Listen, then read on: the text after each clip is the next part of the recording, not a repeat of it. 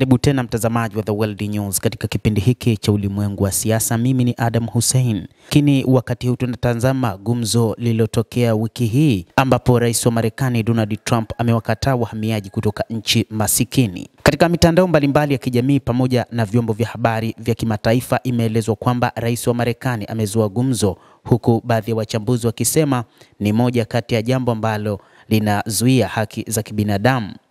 Rais wa Marekani Donald Trump amesema atasimamisha kwa muda wageni kutoka katika nchi alizoziita masikini kuhamia huko, siku moja baada ya raia wa Afghanistan kudaiwa kuwapiga risasi wanajeshi wawili wa ulinzi wa taifa hilo. Wachambuzi wanasema jambo hili halihusiani kabisa na kuwafukuza watu kutoka katika mataifa masikini.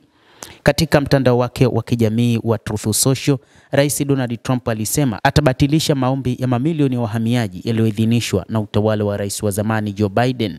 Hatua hii inaipa sura mpya vita vyake vinavyoendelea kushika kasi dhidi ya wahamiaji wa nchi hiyo. Litasitisha kabisa hatua ya wahamiaji kutoka nchi masikini kuingia Marekani ili mfumo uliopo upate nafuu kutokana na mzigo mkubwa wa wahamiaji, alisema rais huyo wa Marekani katika mtandao wake wa X. Donald Trump, rais wa Marekani, alisema amechukua hatua hiyo baada ya walinzi wake wawili kupigwa risasi na raia wa Afghanistan. Amesema Sarah Beckstrom, aliye na miaka 20 na mwanachama wa jeshi la taifa, waliopelekwa mjini Washington kama sehemu ya mpango wake wa kuwakamata wahalifu, aliuawa kutokana na majeraha aliyoyapata baada ya kupigwa risasi na mhamiaji raia wa nchi ya bara la Asia. Askari mwingine aliyejeruhiwa katika shambulio hilo ni Andrew Wolfe, aliye na umri wa miaka 24, ambaye anasemekana kuwa na hali mbaya huko hospitalini. Hata hivyo, amesema atawafurusha wahamiaji wanaohatarisha usalama nchini humo.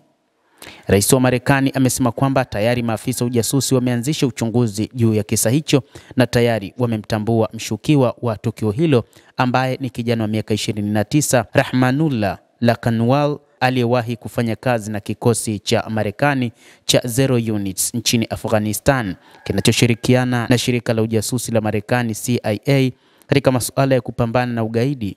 Bado haijajulikana ni kwa nini kijana huyo alitekeleza mashambulizi dhidi ya askari hao. Hata hivyo, kumekuwa na maswali mengi juu ya hili alilolizungumza rais wa Marekani kwa fukuza raia, kukataa kuingia kwa raia kutoka katika mataifa masikini, na miongoni mwa mataifa mengi ambayo yanatajwa ni mataifa ya Afrika pamoja na Asia. Amesema atasitisha usaidizi wa kifedha na ruzuku zinazotolewa kwa raia wasiokuwa wa Marekani, na pia kufuta uraia wa wahamiaji wanaotishia amani na kumrejesha nyumbani raia yeyote wa kigeni anayehatarisha usalama wa Marekani au ambaye haingiliani na kuendana na mifumo ya kimagharibi.